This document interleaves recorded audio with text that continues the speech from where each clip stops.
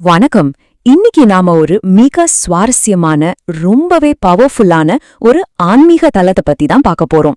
யோசிச்சு பாருங்க, தமிழ்நாட்டிலேயே நவக்கிரகங்கள் 9 பேருக்கும் தனித்தனி சன்னதிகள் இருக்கிற ஒரே கோவில் எதுன்னு உங்களுக்கு தெரியுமா? கொஞ்சம் கெஸ் பண்ணுங்களேன். ஆமாங்க, நீங்க நினைச்சது சரிதான். அதுதான் திருமங்கலக்குடியில அமைஞ்சிருக்கிற அருள்மிகு சூரியனார் கோவில். இந்த தொகுப்புல இந்த கோவிலோட வியக்க வைக்கும் வரலாறு, யாருமே எதிர்பார்க்காத அதோட தனித்துவமான கட்டிடக்கலை, அப்புறம் குறிப்பா நீங்க அங்க போன கண்டிப்பா தெரிஞ்சுக்க வேண்டிய மிக துல்லியமான வழிபாட்டு முறைகள், இது எல்லாத்தையும் பத்தி நம்ம ரொம்ப டீட்டெயில்டா பார்க்க போறோம். இந்த தொகுப்புல நாம என்னென்ன கவர் பண்ண போறோம்னா, சூரியனார் கோவிலோட சிறப்புகள், அந்த நவகிரகங்களுக்கு ஏன் பிரம்மசாபம் வந்துச்சு, அதுக்கான விமோச்சனம், இந்த தனித்தனி சன்னதிகளோட சீக்ரெட், அங்க பிரதட்சணம் செய்ய வேண்டிய சரியான முறை, அப்புறம் ஃபைனலா அங்க போனா என்னென்ன பரிகார பலன்கள் கிடைக்கும் அப்படிங்கறத வரிசையா பார்த்துடலாம். சரி, முதல்ல இந்த அருள்மிகு சூரியனார் கோவிலோட சிறப்புகளையும் அங்க இருக்கிற பிரதான தெய்வங்கள் யார் யாருன்னு பாத்துடலாம்.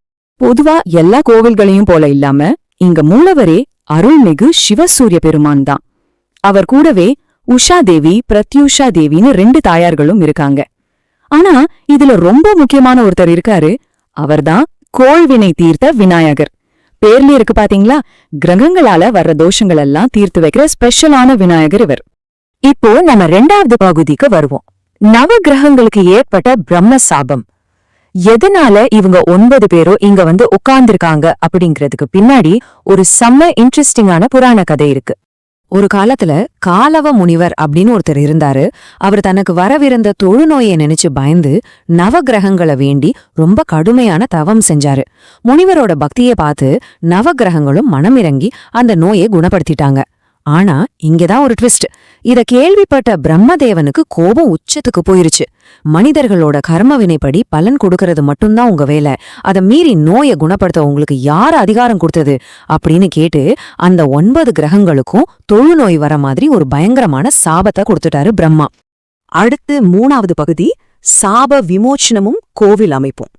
சரி, இவ்ளோ பெரிய சாபத்தை வாங்கிட்ட நவகிரகங்கள் அதிலிருந்து தங்களை எப்படி காப்பாத்திக்கிட்டாங்க? பிரம்மாவோட கட்டளைப்படி அந்த 9 நவக்கிரகங்களும் பூலோகத்துல இருக்கிற வெள்ளருக்கு வனம் அப்படிங்கிற ஒரு காட்டுக்கு வந்தாங்க. அது வேற எங்கேயும் இல்ல, இப்ப நாம பாத்துட்டு இருக்கிற இதே சூரியனார் கோவில் இருக்கிற இடம்தான். அங்க சிவபெருமான நோக்கி ரொம்பவே கடுமையான தவம் இருந்தாங்க.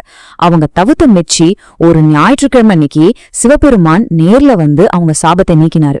அது மட்டும் இல்லாம இங்க வர்ற பக்தர்களோட தோஷங்களை நீங்க நீக்கி அருள் புரியணும் அப்படின்னு ஒரு மிகப்பெரிய வரத்தையும் கொடுத்துட்டு போனாரு. இப்போ அப்படியே காலச்சக்கரத்தை கொஞ்சம் சுழற்றி கிபி 1100ஆம் ஆண்டுக்கு வருவோம்.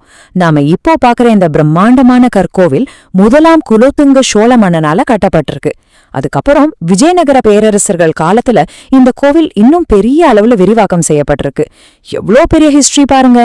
4வது பகுதி, இந்த தனித்தனி சன்னதிகளோட முக்கியத்துவம். இந்த கோவிலோட உள்ளமைப்பு எப்படின்னு பாத்தீங்கன்னா, அது உண்மையிலே ஒரு பெரிய ஆர்கிடெக்சரல் மாஸ்டர் பீஸ் தாங்க. நீங்க மத்த சிவன் கோவில்கள்ல பாத்தீங்கன்னா நவகிரகங்கள் எல்லாமே ஒரே மேடையில கையில ஆயுதங்களோட நின்னுட்டு இருப்பாங்க. ஆனா இங்க இந்த சூரியனார் கோவில்ல அப்படி இல்ல. 9 கிரகங்களுக்கும் தனித்தனி சன்னதிகள் இருக்கு. அது மட்டும் இல்லாம எந்த கிரகத்தோட கையிலயும் எந்த ஆயுதமும் இருக்காது. எல்லாரும் ரொம்ப சாந்த சொரூடமா பக்தர்களுக்கு அனுகிரகம் பண்ற மூர்த்திகளா அமைதியா காட்சி அளிப்பாங்க. இது எவ்வளவு யுனிக்கான விஷயம்ல. இதுல இன்னொரு சூக்ஷமமும் இருக்குங்க. சூரிய பகவான் பொதுவாவே ரொம்ப உக்ரமானவர் இல்லையா? அவரோட அந்த வெப்பத்தையும் கோபத்தையும் தணிக்கிறதுக்காக அவருக்கு நேர் எதிர குரு பகவான், அதாவது வியாழன் வீற்றிருக்காரு. குருவோட பார்வை எப்பவுமே ஒரு குளிர்ச்சியான சுபமான பார்வை. அது நேரா சூரியன் மேல படுறதால இந்த தலமே ரொம்ப சுபத்துவம் வாய்ந்ததா மாறுது. அடுத்து 5வது பகுதிக்கு வந்தாச்சு, பிரதட்சணம் செய்யும் சரியான முறை. இந்த வீடியோவோட ரொம்ப ரொம்ப முக்கியமான பகுதியே இதுதான். நீங்க இந்த கோவிலுக்கு போனா நவகிரகங்களை எப்படி வலம் வரணுங்கிறதுக்கு ஒரு ஸ்ட்ரிக்டான ரூல் இருக்கு. அது கொஞ்சம் வித்தியாசமானது கூட. அது எப்படின்னு நான் தெளிவா சொல்றேன், நோட் பண்ணிக்கோங்க. முதல்ல அங்க இருக்கிற சூரிய புஷ்கரணி தீர்த்தத்தை தலையில தெளிச்சுக்கணும். அதுக்கப்புறம் நேரா சூரியனார் கோவிலுக்குள்ள போயிடக்கூடாது. இது ரொம்ப முக்கியம். பக்கத்திலே இருக்கிற திருமங்கலக்குடி பிராணநாதேஸ்வரர் கோவிலுக்கு போய் சிவனை தரிசனம் பண்ணிட்டு அப்புறம்தான் சூரியனார் கோவில் ராஜகோபுரத்துக்குள்ள நுழையணும். உள்ள நுழைஞ்சதும் கோள்வினை தீர்த்த விநாயகரையும் அடுத்ததா காசி விஸ்வநாதரையும் வழிபடணும். விஸ்வநாதரை தரிசிச்சதுக்கு அப்புறம் நேரா முன்னாடி போய் மூலவரான சிவசூரிய பெருமான மனமுருகி வேண்டிக்கோங்க. இப்போ ஒரு முக்கியமான விஷயம், சூரியனை வணங்கி முடிச்சதும் லெஃப்ட்லயோ ரைட்லயோ திரும்ப கூடாது. அப்படியே நேர் பின்னாடி திரும்பி உங்களுக்கு எதிரே இருக்கிற குரு பகவான வணங்கணும். அப்போதான் குருவோட அந்த குளிர்ச்சியான அருட்பார்வை உங்களுக்கும் கிடைக்கும். இப்போ 7வது படிய கவனிங்க.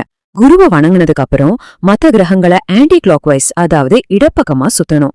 இது ரொம்ப ரேர். சனி, புதன், செவ்வாய், சந்திரன், கேது, சுக்கிரன், அப்புறம் கடைசியா ராகு, இப்படிதான் வரிசையா தரிசிக்கணும்.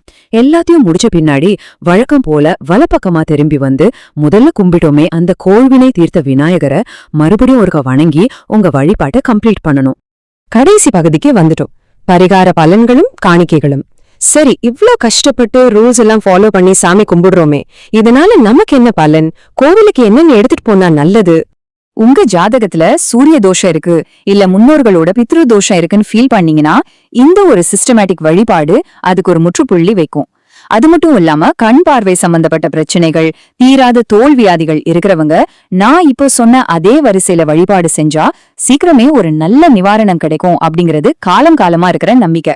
இந்த பரிகாரத்தோட முழு பவரையும் நீங்க ஃபீல் பண்ணணும்னா முடிஞ்ச வரைக்கும் உங்க விசிட்ட ஒரு ஞாயிற்றுக்கிழமையில பிளான் பண்ணுங்க. போகும்போது சூரிய பகவானுக்கு ரொம்ப பிடிச்ச கோதுமை, செந்தாமரை பூ, அப்புறம் அரக்கு நிறம், அதாவது ஒரு சிவப்பு இல்லனா ஆரஞ்சு கலர்ல ஒரு துணி, இதையெல்லாம் காணிக்கையா எடுத்துட்டு போனா ரொம்பவே விசேஷம். சோ நவகிரகங்களோட சாப விமோச்சன வரலாறுல ஆரம்பிச்சு அந்த எக்ஸாக்ட் வழிபாட்டு முறை வரைக்கும் இப்போ உங்களுக்கு எல்லாமே ஃபிங்கர் டிப்ஸ்ல தெரியும். எந்த ஆயுதமுமே இல்லாம அமைதியா உட்கார்ந்து நமக்கு அருள் பாலிக்கிற அந்த நவகிரகங்களை தரிசிக்க இந்த ஞாயிற்றுக்கிழமை திருமங்கலக்குடி செல்ல நீங்க ரெடியா? கண்டிப்பா பிளான் பண்ணுங்க. ஒரு சிறப்பான தரிசனம் உங்களுக்காக காத்துட்டு இருக்கு. மீண்டும் இது போல இன்னொரு சுவாரஸ்யமான தொகுப்புல நாம சந்திக்கலாம். நன்றி. ஆன்மீக அன்பர்களே, இந்த பதிவை பார்த்து மகிழ்ந்தீர்களா? எங்களுடைய ஞானபாரதம் யூடியூப் சேனலை சப்ஸ்கிரைப் செய்துவிட்டால் நாங்கள் போடக்கூடிய அத்தனை பதிவுகளும் உங்களை வந்து சேரும். அற்புதமான ஆலயங்களை பற்றிய பதிவுகள், மகா பெரியவர் பற்றிய பதிவுகள், ஜீவசமாதிகள் பற்றிய பதிவுகள் மற்றும் நம்முடைய பண்டிகைகளை பற்றிய பதிவுகள், இவை அத்தனையும் உங்களை தேடி வந்து சேரும். எனவே மறந்து விடாமல் எங்களுடைய ஞானபாரதம் யூடியூப் சேனலை சப்ஸ்கிரைப் செய்யுமாறு கேட்டுக்கொள்கிறோம். வாழ்க வளமுடன், வாழ்க வையகம். ஜெய ஜெய சங்கர, ஹரஹர சங்கர.